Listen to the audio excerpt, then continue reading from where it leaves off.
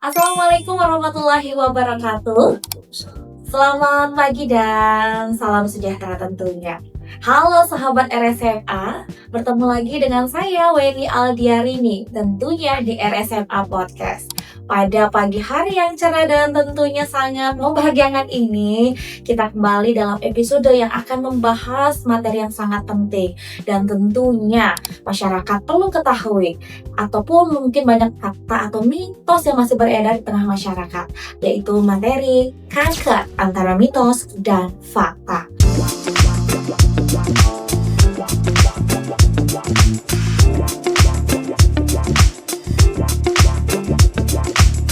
Apakah benar kanker merupakan akhir dari segalanya? Dan tentunya materi ini akan kita bahas langsung dengan narasumber hebat kita yang telah hadir. Iya, Dr. Tontoy Jauhari, spesialis bedah, subspesialis onkologi konsultan. Selamat pagi, Selamat Dok. pagi, Apa Assalamualaikum. kabar hari ini, Dok? Alhamdulillah baik. Baik, ya. Baik juga ya, oke ya. Alhamdulillah sehat. Tentunya kebahagiaan ini, Dok. Artinya kita bisa sharing informasi yang penting ya, Dok ya. Tentunya di tanah Samawa ini, dan tentunya kanker. Materi kanker ini merupakan salah satu materi yang sebenarnya ditunggu dan lama begitu ya untuk kita bahas tentunya. Tentu tadi materi kanker, mitos atau fakta begitu, Dok. Izin, Dok. Apakah betul ya, Dok ya, seperti yang di awal tadi, semenyeramkan itu ke kanker kalau kita sudah divonis kanker merupakan akhir dari segalanya, Dok? Seperti apa, Dok? Iya. Ya memang yang mengemuka itu ya kalau sudah kanker ya sudah selesai semua ya. Padahal itu juga ya sebenarnya ada mitosnya juga itu. Mitos kenapa? Karena ya sebenarnya kanker ini kan berada dalam rentang stadium ya 1, 2, 3, 4 ya. Tapi kalau memang kalau udah datang udah stadium 4 ya memang kita sudah sulit memang sudah sukar sekali ya. Tapi kalau dalam stadium 1, 2 artinya dia terdeteksi dini, yaitu kita bisa berharap itu kesembuhan total, kuratif ya sifatnya ya. Artinya di pasien itu bisa kita harapkan sembuh sempurna dan sembuh total gitu. Nah, itu yang terjadi di masyarakat ya, Dok. Ya. Artinya kalau sudah terdeteksi sudah di tahap akhir begitu ya, artinya takut datang Iya. periksa, Dok ya. Awalnya memang seperti itu, mungkin karena awalnya takut, ada benjolan dianggap biasa sehingga berlalu begitu saja, ataukah kemudian salah alamat ya. Wah, berobatnya bukan ke ini kan. Nah, betul. Jadi betul. akhirnya sudah dicoba semua, akhirnya datang nanti ke dokter udah stadium. Itu udah jalan akhir begitu ya. Ternyata Iya, jadi sudah parah begitu. padahal kalau ya. sudah dari stadium awal, wah itu kita berharap kesembuhan total. Nah, itulah yang mungkin pentingnya podcast ini ya. Iya, Kalau ini betul. ya. Di Sumbawa itu memang gitu, Dok. Ada namanya ya. Nah, seperti orang pintar begitu, Dok. Jadi kalau ada keluhan, ke dulu nih. Kalau udah nggak sembuh-sembuh baru ke rumah sakit. Itu yang salah berarti ya, Dok ya. Ya. Tadi menarik Pak Dokter menyampaikan kalau ada benjolan langsung periksa. Nah, menarik untuk saya, Dok. Apakah pada kanker itu punya tanda gejala khas atau khusus ya, Dok ya? Iya. Jadi sebenarnya kanker itu bahasa umum juga ya. Suatu kanker ini kan ada dua sebenarnya. Baik. Ada yang tumor padat, ada yang darah. Oh, ada lagi dua lagi, Iya. Dok. Makanya kalau banyak kita lihat dulu film-film dulu kan leukemia, apa Leukemia, semana betul. itu kan. Kalau udah leukemia sudah banyak drama sudah itu ya maksudnya Iya, ya betul. udah ya vonisnya 3 bulan lagi ini bulan lagi kan. Nah itu jenis kanker yang non solid, artinya itu kanker darah. Nah, tapi ada ini juga yang tumor padat. Tumor padat contohnya seperti apa? Tumor payudara, tumor gondok atau tiroid ya kan, tumor rongga mulut, tumor kulit. Nah itu kelompok tumor padat atau kanker padat ya, kanker jaringan padat gitu. Artinya ada gejala khusus, Dok. Oh iya, jadi sebenarnya kanker itu kalau yang kanker padat ini ya, awalnya muncul benjolan. Jadi benjolan ini makin lama makin besar. Tentunya benjolan yang nggak normal ya. Benjolan yang nggak normal yang bukan karena faktor benturan misalnya dia tercedot ya, dia benjol itu kan isinya darah, bekuan darah, atau karena infeksi itu yang bisul ya, itu benjolan juga. Nah ini kanker ini ya benjolan yang tidak normal baru muncul makin lama makin besar. makin lama makin besar. Tapi kadang dia sudah mencapai suatu titik itu misalnya ukurannya 2 cm. Dia mampu menggandakan diri dalam waktu 3 bulan udah jadi 4 cm. Jadi cukup progresif juga. Kalau sudah sampai ukurannya misalnya 1 cm atau 2 cm, ini 3 bulan lagi udah membesar 2 kali Nanti lipat. progres untuk berkembangnya benjolan itu cepat ya dok? Iya, betul Untuk sekali. haknya itu cepat benjolannya. Benjolannya cepat. Nah, kalau kanker itu kan khasnya adalah membesar dengan progresif. Ya, beda kalau tumor jinak. Kalau tumor jinak itu membesarnya pelan sekali, pelan, dan dia bertahun-tahun ya begitu-begitu saja. Ya, nah, banyak juga benjolan-benjolan yang sifatnya jinak ya, mungkin di bawah kulit itu ya lipo, Lipom, ya. aterom itu jinak. Apakah benjolan itu memberi rasa sakit ya? Ya, justru kalau kanker itu awalnya tidak sakit. Oh, khasnya tidak sakit. Iya, justru tidak sakit. Beda kalau kemudian benjolan karena infeksi misalnya, karena bisu, oh nyeri sekali. Iya, ditekan gitu Ya, sakit. ya, jadi justru kalau dia merasa nyeri, dia merasa, oh ini saya mengeluh, saya cepat ke dokter. Tapi kalau kanker itu benjolnya awalnya tidak sakit, sehingga inilah yang kemudian menyebabkan orang itu merasa wah mungkin ini sesuatu yang biasa-biasa saja. Justru karena benjolannya tidak nyeri, makin lama makin besar, disitulah kita harus waspada. Karena itu Berarti silent disease ya dok ya? betul Berbahaya sekali. sekali. Jadi harus waspada nih, ada benjol, segera periksa kalau memang membesar terus menerus begitu ya dok ya. Baik. Tadi juga menarik, ada orang mencari alternatif begitu ya dok ya, pengobatan alternatif. Nah sejauh mana dok, sejauh mana alternatif pengobatan ini mempengaruhi keadaan pasien dengan kanker itu? Baik. Jadi memang ini ya, kalau penanganan kanker itu kalau salah di awal maka ya kita tidak bisa mundur ke belakang, flashback untuk mengulangi itu. Jadi makanya penanganannya ini harus betul-betul sedini mungkin dan harus tepat.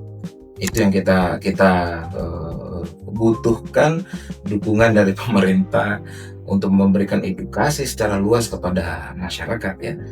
Karena kalau sudah begini salah mengambil manajemen tata laksana, misalnya dia pengobatan yang tidak bertanggung jawab lah ya, bukan ada dasar keilmuannya.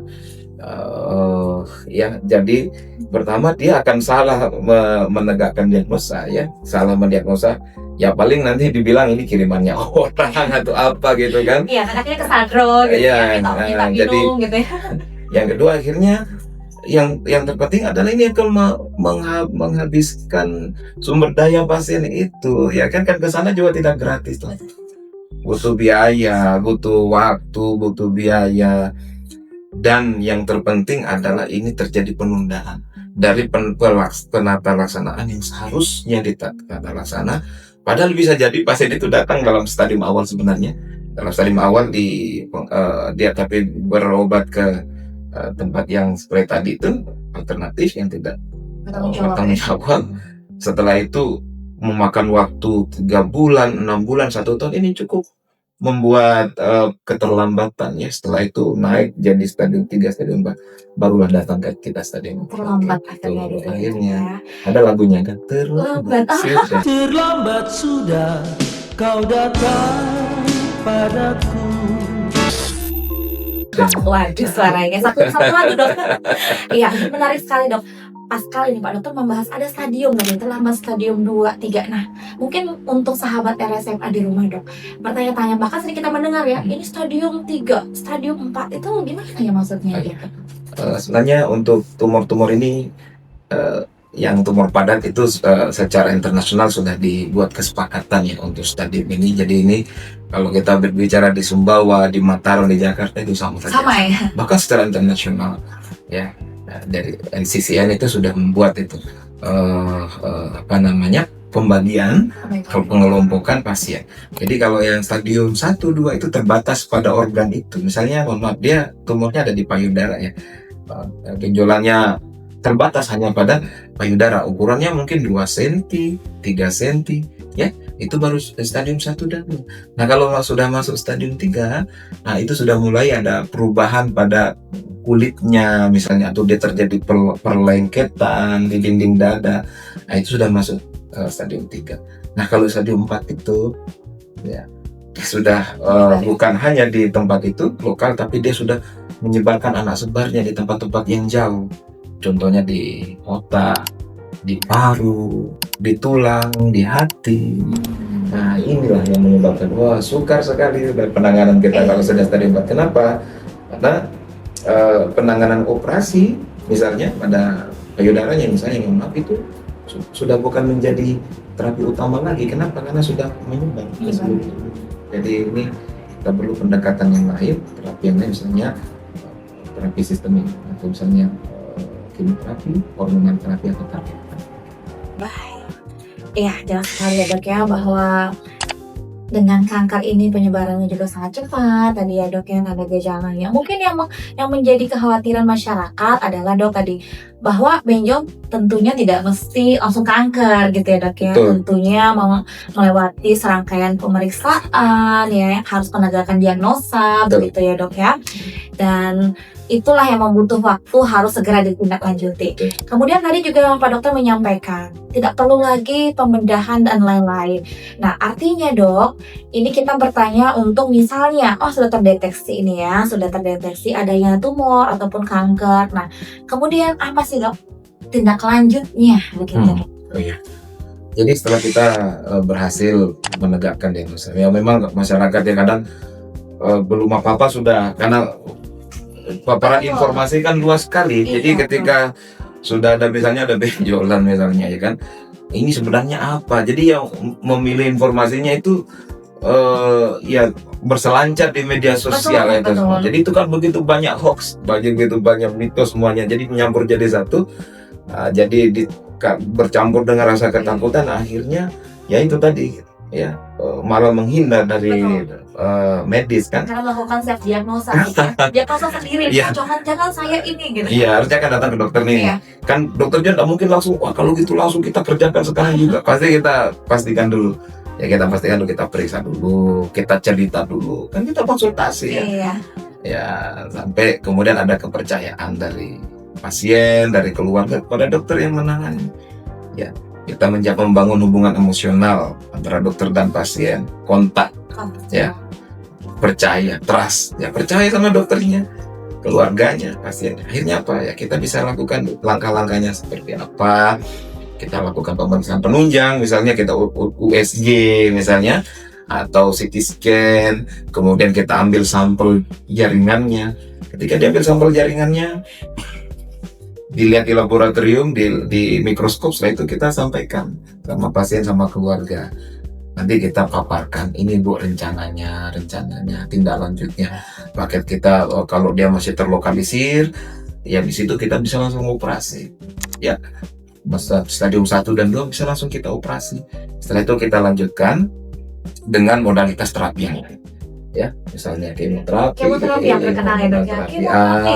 ya itu yang bikin ini kan Iya. banyak menerima informasi negatif yang tidak Betul. ilmiah. Jadi inilah pasien yang ini ya, pasien menyebabkan dia ada penolakan ya. Kita tidak siapan kadang-kadang ya, karena terlalu mendapatkan informasi yang Ya, informasi keliru. ya keliru Yang dok keliru. ya. Justru kalau kita mendengar tadi dari Pak Dokter bahwa kalau tahu peka lebih awal, berobat lebih awal, tidak ada yang tidak mungkin, bahkan cepat tertangani ya dok ya. Nah ini menarik dok. Apakah kanker ini bisa disembuhkan? Kanker, semua penyakit tentu saja bisa disembuhkan, dan itu juga kan ya setiap penyakit kan ada obatnya. Di kitab suci sudah dijelaskan. Jadi memang kita membangun optimisme kepada pasien dan keluarga ya, dan apalagi kalau kemudian di pasien datang dalam kondisi stadium awal, stadium 1, stadium 2, kita menargetkan untuk kesembuhan karena kita targetnya adalah kuratif ya. Nah, beda kalau dia sudah masuk ke stadium 4. Nah, stadium 4 itu target kita adalah paliatif. Paliatif itu apa? Paliatif itu adalah kita melakukan penata laksanaan, memberikan terapi untuk memperbaiki kualitas hidup pasien. Kalau dia berdarah, ya kita upayakan itu tumornya tidak berdarah. Kalau dia sesak, kita upayakan pasien tidak sesak. Kalau nyeri, kita usahakan pasien tidak nyeri. Seperti itu.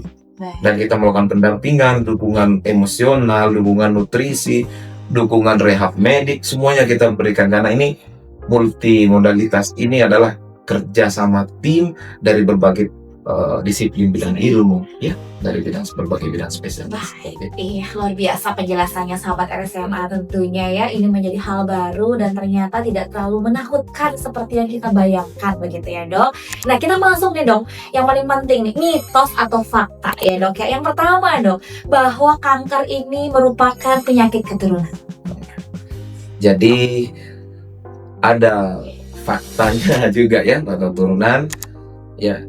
Kenapa? Karena 5-7% sebenarnya kanker itu ada yang diwariskan. Oh, yang diwariskan. Ada wariskan itu kerusakan genetik ya. Kalau misalnya di payudara itu ada gen yang bertugas untuk melakukan repair. Kalau ada kerusakan di sel payudara. Jadi itu ada gen yang bertugas namanya gen BRCA. BRCA1, BRCA2 itu seperti teknisi yang memperbaiki. Jadi Tuhan sudah mempersiapkan perangkat untuk memperbaiki. Kalau kelenjar payudara itu ada kerusakan, dia bertugas untuk memperbaikinya. Nah itu yang rusak mbak. Kalau dia rusak gen itu, nah itu bisa ada diturunkan. Ya, tapi berita baiknya itu 5-7% saja dari jurnal, dan itu tidak otomatis jadi. Misalnya dari ada ibu, ada tante, ada nenek, ada saudara yang kena misalnya itu, maka ini sebenarnya dia rentan, posisinya sebenarnya rentan berisiko gitu kan. Tetapi tidak langsung otomatis dia akan suatu saat nanti akan kena juga. Kenapa? Karena ada faktor lingkungan. Ya, ya dok ya. Iya sangat mempengaruhi karena ini posisinya kan tadi ya ada gen, ada untuk menjadi fenotip itu ada faktor lingkungan yang menentukan bagaimana dia pola hidup sehat, kondisi makanannya dan lain sebagainya. Baik. Seperti itu. Artinya penyebab kanker itu sendiri? Ya, penyebab kanker sebenarnya penyebab pastinya itu sampai sekarang belum bisa dipastikan. Tapi kita dari hasil penelitian dilihat bahwa ini ada faktor-faktor risiko untuk menyebabkan itu, faktor risiko untuk menjadi kanker seperti itu. Contohnya, ya faktor risiko. Contohnya rokok. Atau polusi yang sifatnya karsinogen, atau kemudian sinar ultraviolet sinar matahari ya, atau dari makanan-makanan yang kita makan ya, junk food ya misalnya, itu kan berisiko, atau yang mengandung kolesterol yang tinggi itu termasuk juga ada faktor-faktor resiko, atau gaya hidup yang kurang sehat, misalnya kurang bergerak ya. Aduh, ada juga tadi kalau ini scroll gitu ya, yang bergerak cuma jarinya gitu. Iya. Oke. Baik, kita masuk yang kedua ya dok ya, mitos atau fakta pada pasien kanker dengan operasi itu bisa menyebar kanker. Ya, Dijawab dok, mitos atau fakta ini dok? itu antara mitos dan fakta. Mitos sebenarnya ya, mitos. Begini, kenapa sebenarnya ada beranggapan seperti itu? Begini, tumor itu penataran harus tuntas. Ya, terkadang kita itu pasien itu cukup sampai mengetahui. Contohnya, ketika dia ada benjolan, kemudian dokter menyarankan untuk biopsi. Biopsi itu kita mengambil sampel jaringan. Ya, kita mengambil sampel jaringan, pasien setuju, kita lakukan operasi, muncul jaringannya, ibu ini hasilnya misalnya ganas. Nah, pada saat itu tidak siap penerima itu, akhirnya setelah dibiopsi dia kabur gitu. Tidak melanjutkan terapi berikutnya. Nah, itulah yang menyebabkan ada namanya metastasis itu iatrogenik. Iatrogenik itu apa? Karena sesuatu tindakan yang bisa memicu penyebaran tumor lebih jauh. Karena ya tadi sudah diketahui ini, kita harus melakukan tindakan lanjutan dan ini tidak diterima gitu. Akhirnya tidak dilanjutkan dan hilang. Mencari pengobatan alternatif, akhirnya datang nanti sudah menyebar kemana-mana begitu ya. Atau kemudian ada namanya iatrogenik yang lain. Kalau ada benjolan di alat gerak ya, benjolan ini dibawa ke tukang urut, dipencet-pencet dinding, akhirnya pecah, benjolan itu pecah. Setelah pecah, kapsulnya pecah ya, dia kan punya kapsul ini pecah, akhirnya justru lebih cepat untuk menyebar kemana-mana. Iya. atau ditusuk ya, disuntik apa pokoknya apa yang menyebabkan Pokoknya tumor itu harus gitu ya, harus mengecil gitu. mengecil, akhirnya salah penanganan. Itu saya bilang ini salah penanganan dan tidak tuntas penanganannya itulah. Tapi kalau udah tuntas penanganannya, apalagi stadium dini, pasien itu kooperatif, keluarganya mendukung, kita lakukan operasi dengan bersih, sebersih yang semampu kita, dengan kita mengangkat semuanya dengan jaringan sekitarnya ya, sampai kita yang ini bersih. Setelah itu ada rangkaian terapinya, misalnya kemoterapi atau kita sinar ya, atau terapi hormon. Ya, inilah yang kita harapkan ini bisa pengobatannya Tuntas paripurna tadi. dan tuntas. Iya, kata kuncinya tuntas. Betul sekali. Baik dok, pertanyaan ketiga dok, ini mitos atau fakta ya dok ya, herbal bisa menggantikan kemoterapi. Ya. Gimana nih dok? Saya begini, kemoterapi itu apa dulu? Ya, kemoterapi sebenarnya obat itu berasal dari kata terapi, dan kemo itu kimia, kemo terapi. Nah, sebenarnya orang ini karena ini obat kimia, dia menganggap kimia itu semua itu pabrikan yang kemudian jadi mengerikan gitu kan. Padahal sebenarnya kemoterapi, tubuh kita ini terjadi reaksi kimia setiap hari, biokimia, ya kan? Sama seperti itu juga sebenarnya obat kemoterapi ini diambil dari mana? Itu diambil dari tumbuh-tumbuhan juga, dari herbal. Kan herbal itu tumbuhan, diambil dari tumbuhan, bisa dari kulit pohon tertentu, akar pohon tertentu, bahkan dari terumbu-terumbu karang yang ternyata diteliti itu ada kandungan zat anti kanker yang bisa membunuh sel kanker. Diteliti dari itu, kemudian dilihat, oh ini zat aktifnya ini, kemudian itulah yang kemudian diperbanyak zat itu. Diteliti sudah sekian puluh tahun ya, diteliti, kemudian ada hewan coba atau dicoba di manusia dengan fase uji klinis yang panjang, dan sekarang sudah diproduksi untuk keamanan, sudah aman untuk diberikan. Khasiatnya adalah untuk membunuh sel kanker dengan toleransi kepada pasien itu tidak sampai membahayakan, dan tentu saja meskipun ada efek samping masih bisa kita kelola, masih aman, kita bisa kelola untuk efek sampingnya seperti itu ya. Nah, sementara sekarang obat herbal yang mana ya, itu kan ya, sementara kemoterapi juga berasal dari obat-obat herbal itu, obat-obat dari tumbuhan yang ada di hutan-hutan permukaan bumi, bahkan di dasar laut. Peneliti itu mengambil itu, diekstraksi zatnya, dikemas dalam infus, dan itu sangat efektif karena dia masuk ke dalam pembuluh darah langsung. Beda kalau kemudian tanpa dasar ilmu diambil, bisa saja dibilang ini daun pohon ini, daun pohon itu, ditumbuk ya, ditumbuk, dihaluskan, kemudian ditaruh begitu saja tanpa ada studi uji klinis yang jelas, diminum tanpa. Nah, seperti itu akhirnya meletuslah tumor itu. Ya. Baik. Nah, ya gitu. Iya. Tidak ada substansi ya dok ya. Ya, tidak ada dasar ilmiahnya, tidak ada penelitiannya gitu. Kan bisa saja orang bilang, saya tahu ini, saya akan tumbuh, ibu minum ini. Dasarnya dari mana? Iya. Ya, dari nenek moyang saya turun temurun, tidak ada dasar. Ya, sementara kalau kemoterapi itu ada melalui uji fase klinis yang panjang dan bisa dipertanggungjawabkan secara ilmiah. Yang pasti-pasti aja gitu. Nah, ya. betul. Ya. Sudah teruji klinis, gitu kan biasanya dok ya. Minyak angin saja jangan coba-coba. Jangan ya, kan? Kayu putih apalagi obat.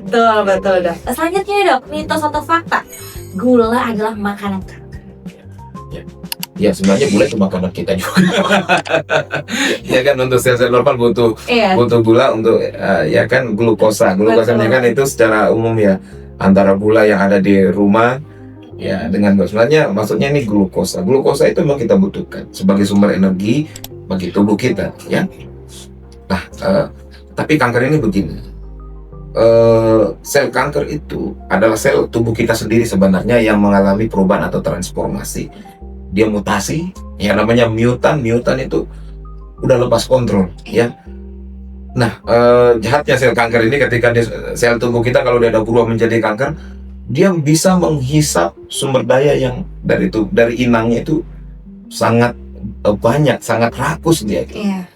Kalau ibaratnya dia punya mulutnya gede, itu kalau dia glut 1, glut 2 itu dia punya pore ya, punya permukaan selnya untuk menangkap glukosa itu mulutnya gede banget, besar. Kalau diperiksa di mikroskop elektron tuh, nah, itu bisa menghisap ya, menyerap semua potensi energi dalam tubuh inangnya itu ya, sehingga inangnya jadi kurus kering. Oh, dia manfaatkan semuanya, protein, nutrisi, semua gula untuk memperbesar diri seperti itu. Nah sebenarnya itu dikaitkan itu kenapa konsumsi gula sebenarnya obesitas. Oh, bisa. Iya, obesitas itu orang dengan obesitas itu memiliki faktor risiko untuk terkena. Pasar risiko lagi Iya, ya? faktor risiko. Jadi obesitas faktor risiko. Kenapa? Karena tubuh yang kandungan lemak tinggi Lemak tinggi, itu gula tinggi. sumber daya untuk membuat hormon estrogen itu ya termasuk growth hormon pertumbuhan yang dimanfaatkan oleh tubuh untuk berkembang. Jadi orang yang dengan obesitas itu lebih besar potensinya untuk terkena kanker. Beresiko Kanker ya, beresiko, dok? khususnya kanker payudara ya. Kenapa? Karena kanker payudara itu kebanyakan yang jenisnya hormonal dependence, artinya apa? Dia membesar kalau ada hormon estrogen. Itu hormon estrogen digunakan untuk bertumbuh. Ya. Apa bahan bakunya hormon estrogen selain indung telur adalah lemak. Lemak boleh. Jadi kalau kandungan lemak berlimpah, maka bahan baku membuat hormon estrogen juga banyak. Ya, jadi begitu. Itu hubungannya. Kalau obesitas suka yang manis-manis, gula-gula. Ya, itulah. Jadi akhirnya mengembang tanpa ada olahraga, apalagi ibu-ibu, mama-mama ya, sudah aktivitas fisik udah kurang karena ngurus suami udah capek, ngurus anak dan lain sebagainya. Jadi itu jadi obesitas. Plus dia hobi makan manis-manis, oh jadi lah. Ngemil, ya kan cemilan. Dan nonton drakor tuh. Iya, apa-apa. Baik, ya terakhir nih, dok, mitos atau fakta yang sering terjadi tadi Pak Dokter juga menyebutkan kanker payudara itu hanya pada wanita. Mitos atau fakta? Mitos. Kenapa? Karena ternyata ada juga yang laki-laki. Ada juga ya, dok, Ya, jadi hati-hati juga ya, laki-laki tidak bebas 100% ya. Kenapa? Karena ada kasus juga pada laki-laki meskipun jarang ya. Kanker payudara ya tentu saja lebih banyak pada perempuan, tapi tidak mustahil juga terjadi pada laki-laki. Jadi laki-laki harus juga jaga kesehatan, jaga. Karena tetap mengintai gitu. Iya. Tetap ada kemungkinan yang Dan terjadi. bisa juga masih ada kanker-kanker yang lain juga kalau kita tidak berperilaku hidup sehat. Ya, ini juga ada ancaman dari. Jadi tubuh kita ini ada batas toleransi. Kalau dia menerima racun terus-menerus, ya dia mampu untuk mengeliminir, membersihkan diri. Tapi ada batas waktu dia sudah kelelahan juga ya. Jadi akhirnya ya selnya berubah bisa. Banyak yang dilawan gitu ya. Oh, masukkan racun dalam tubuh, itu bahaya. Baik sahabat RSMA, tentu sekali ya, menarik sekali pembahasan kita sudah sejauh ini sampai mitos dan fakta. Nah, Pak Dokter, tentunya pada pagi hari ini juga kebahagiaan juga untuk kita, Dok, karena kita juga menghadirkan 2 orang penyintas kanker yang hadir pada pagi hari ini yang akan berbagi kisah inspiratif tentunya untuk sahabat RSMA. Dan kebetulan 2 penyintas ini juga merupakan pasien Pak Dokter ya, Dok ya. Jadi kita juga masyarakat, sahabat RSMA di rumah tentunya ingin mendengarkan. Mari kita panggilkan Mbak